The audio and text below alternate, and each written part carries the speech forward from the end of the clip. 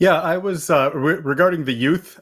So you're 19. You're going to be turning 20 next week, but that's kind of like mind blowing. You're the youngest player from the draft to be in Portland in decades, and I think that you've probably never stepped foot on a field in a professional baseball game with someone who's younger than you.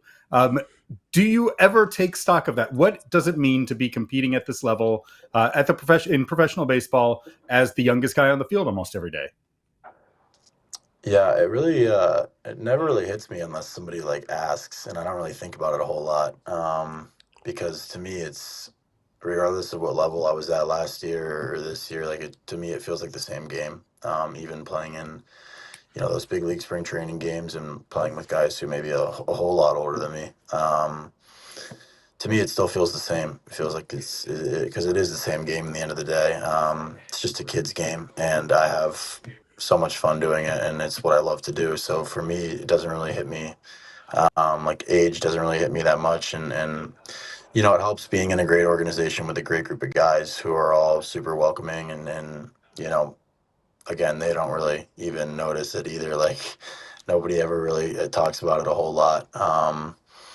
Other than the fact that my birthday's coming up here soon, so it's kind of hitting a couple of guys. But other than that, like I said, it's just to me, it's the same game, regardless of what level I'm at, and I love doing it. I love playing it, and so no, I don't really ever think about the fact that I am probably the youngest guy every time I take the field.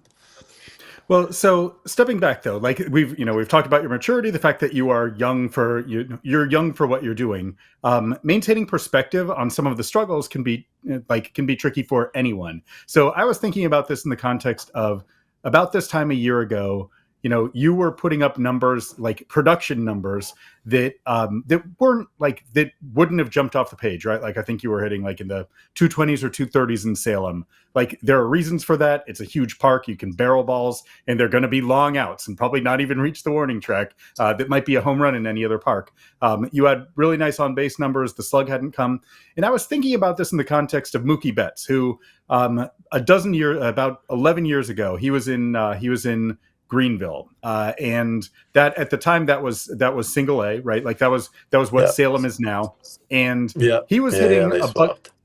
Yeah, and so at that point in 2013, like he was in his first year of full season ball, he was hitting like a buck 50, buck 75, and with the 350 OBP, low slug, but he was convinced that he was terrible, even though like he didn't have access to things like hard hit rate and that sort of thing. So he was getting ready to quit baseball and pursue a basketball career and go to college to pursue a basketball career. Like he was convinced he was not a good player. You tell me, like when you don't have those kind of high level offensive numbers, were you like, did you still feel really good in terms of your approach? Are you able to separate like batting average and OBP and slug from what you're doing, like how your performance is going, or do you get caught up in that?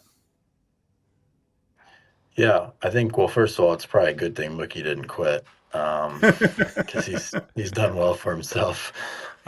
He's done But okay. I think no, I Yeah, he's think it all was right. a It good yeah, worked career out. I choice. think, yeah, But yeah, it worked he'd out. probably be I the best basketball player in the NBA if he had gone that way, right? I mean, that's who he is, I right? don't I don't doubt it. Um, but yeah, no, I think it was probably more difficult at his time coming up because I think now we have so much on everything, like on the analytics side of things, and we have so much data. That shows you that hey, like when stuff's not going your way, you're doing everything right, and you're still everything is like there's nothing that's alarming, and you're still hitting the ball hard, still taking your walks, having good at bats, scoring runs, right? So that's really the goal in the end of the day is all those stats that are going to help the team win. And yeah, it can be frustrating at times, like um, when you're doing really well and you're not getting rewarded. But like I said, they know that, and they showed that last year with me and Loe.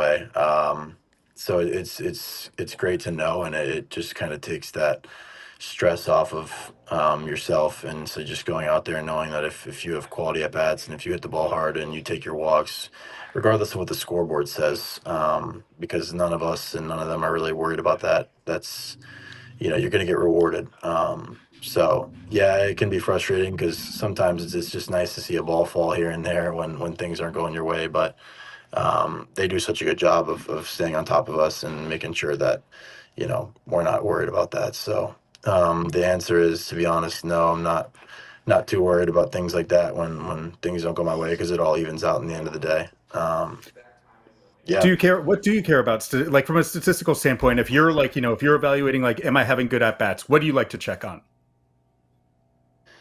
Yeah, I just the main thing I look at is making sure I'm swinging at good pitches, making sure um, all my stuff is that I do damage on is looking the same. That I'm swinging at pitches that I can do damage on, and then I'm taking my walk still, and not trying to do too much, and that I'm hitting the ball hard.